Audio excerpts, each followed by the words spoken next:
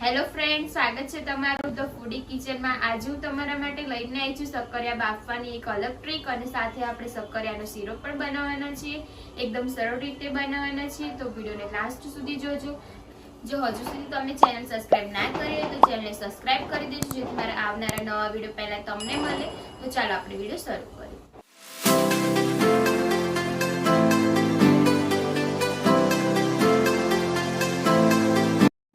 તો સૌથી પહેલા સક્કરિયાનો શીરો બનાવવા માટે આપણે સામગ્રી લઈ લઈશું। આ આપણે સક્કરિયા લીધેલા છે 250 ગ્રામ જેટલા। આ આપણે કાજુ બદામ દ્રાક્ષ લીધેલું છે। આ આપણે એક વાટકી દૂધ લીધેલું છે। ખાંડ લીધેલી છે નાની ચમચી જેટલી, 5 ચમચી જેટલી। આ આપણે ઘી લીધેલું છે, એ 2 થી 3 ચમચી જેટલું ઘી લીધેલું છે। અને ખાંડ છે એ આપણે થોડું જ આપણે એડ કરવાની છે, કેમ કે સક્કરિયા થોડા ગળ્યા હોય છે એટલા માટે। તો ચાલો આપણે શરૂ કરીએ। તો ફ્રેન્ડ, સૌથી પહેલા આપણે સક્કરિયા બાફવાના છે, એક નવી ટ્રીક સાથે બાફવાના છીએ, અને સરસ રીતે એની મીઠાશ પણ ના જાય એવી રીતના। એટલે આપણે પહેલા સક્કરિયાને કટ કરી દઈશું સાઈડમાંથી, અને આપણે આના 2 ભાગ કરી લઈશું। મોટું હોય તો તમે 3 ભાગ કરી શકો છો। આપણે મીઠાશ પણ રહે અને એવી રીતના આપણે સક્કરિયા બાફીશું, એટલા માટે એક ટ્રીક સાથે બાફવાના છે। તો વિડીયોને લાસ્ટ સુધી જોજો। આવી રીતના આપણે ભાગ કરી દઈશું અને આને ધોઈ લઈશું। 2 પાણી આપણે ધોઈ લઈશું। આની માટી બધી નીકળી જાય અને ચોખ્ખા થઈ જાય, એટલા માટે આપણે 2 પાણીએ ધોવાના છે। સક્કરિયાને આપણે સરસ ધોઈ લીધા છે, પાણી પણ એકદમ ચોખ્ખું ક્લીન દેખાય છે। હવે આપણે આને વરાળથી બાફવાના છે, એટલા માટે મેં કડાઈ લીધેલી છે, એમાં અડધો ગ્લાસ જેટલું આપણે પાણી એડ કરેલું છે અને ગેસ ચાલુ રાખેલો છે। હવે આપણે આવું જાળી વાળું વાસણ મૂકી દઈશું ઊંધું, આવી રીતના આપણે મૂકીશું, અને પછી એની અંદર આપણે સક્કરિયા એક કપડું મૂકીશું, અને પછી આપણે સક્કરિયા મૂકીશું।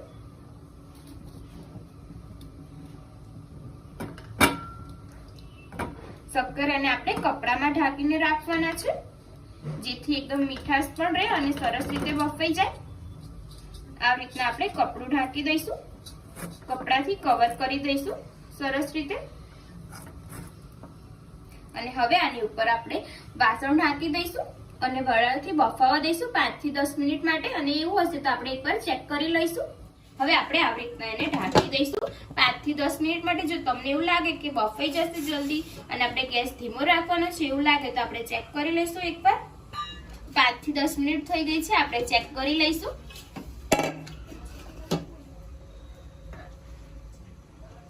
સરસ રીતે બફાઈ ગયા છે સક્કરિયા, તમે જોઈ શકો છો। હવે આપણે એને કાઢી લઈશું।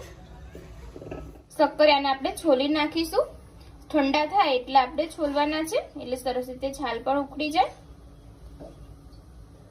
સક્કરિયાને આપણે છોલી નાખ્યા છે, હવે એને છૂંદો કરી દઈશું સરસ રીતે। અને તમે જ્યારે સક્કરિયા લેવા જાઓ ત્યારે નાની સાઈઝના લેવાના, મોટા નથી લેવાના, કેમ કે મોટા લેશો તો રેસાવાળા નીકળશે, એટલા માટે આનો આપણે સરસ છૂંદો કરી દઈશું। હાથેથી પણ કરી શકાય, અને તમારી જોડે બીજું મશીન હોય તો એનાથી પણ કરી શકો છો। હાથેથી સરસ થાય એટલા માટે હું હાથેથી છૂંદો કરું છું। સક્કરિયાનો આપણે સરસ હાથેથી છૂંદો કરી દો છે। હવે આપણે શીરો બનાવીશું। શીરો બનાવવા માટે કડાઈ લીધેલી છે, કડાઈમાં આપણે 1 વાટકી જેટલું પહેલા દૂધ એડ કરીશું અને એને ગરમ થવા દઈશું। ગેસ ફાસ્ટ રાખી દઈશું થોડી વાર। હવે આપણે દૂધ ગરમ થઈ ગયું છે, હવે સક્કરિયા એડ કરી દઈશું જે છૂંદો કરેલો છે તે।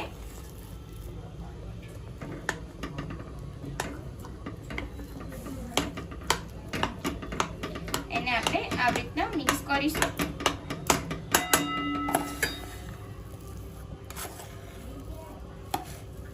સરસ, હવે આને આપણે મિક્સ કરી દઈશું અને ગરમ થવા દઈશું અને મિક્સ કરતા રહીશું।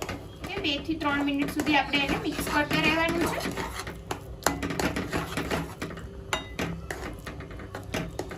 હવે આપણે અંદર ખાંડ એડ કરી દઈશું, જરૂર પ્રમાણે જ આપણે ખાંડ લઈશું, અને એમાં થોડો આપણે ફૂડ કલર એડ કરી દઈશું અને મિક્સ કરી દઈશું। એકદમ સરસ કલર આવી જશે અને આપણે સરસ રીતે ખાંડ પણ મિક્સ થઈ જશે।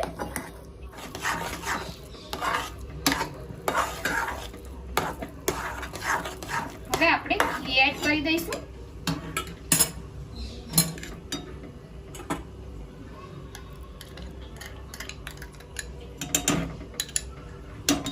અને મિક્સ કરી દઈશું.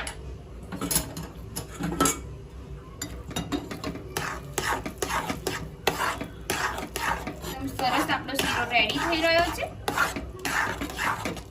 હવે આપણે આને 2 મિનિટ માટે આપણે આવી રીતના મિક્સ કરતા રહીશું અને પછી આપણે ગેસ બંધ કરી દઈશું. શીરો આપણો રેડી થઈ ગયો છે. હવે આપણે આને સર્વ કરીશું. એક ડીશમાં કાઢી લઈશું. હવે આપણે ઉપરથી કાજુ બદામ એડ કરી દઈશું.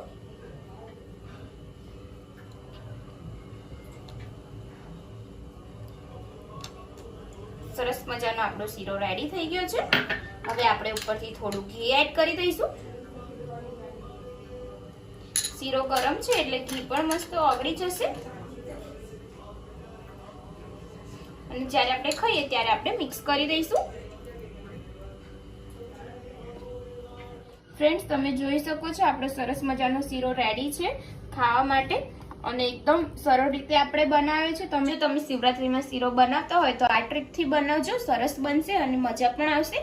અને જો તમે મારી આજની રેસીપી પસંદ આવી હોય તો વિડીયોને લાઈક કરજો, શેર કરજો, કમેન્ટ કરજો અને મારી ચેનલને સબસ્ક્રાઇબ કરવાનું ના ભૂલતા. તો ચાલો મળીએ આપણે એક નવા વિડીયો સાથે. જય માતાજી, જય શ્રી કૃષ્ણ.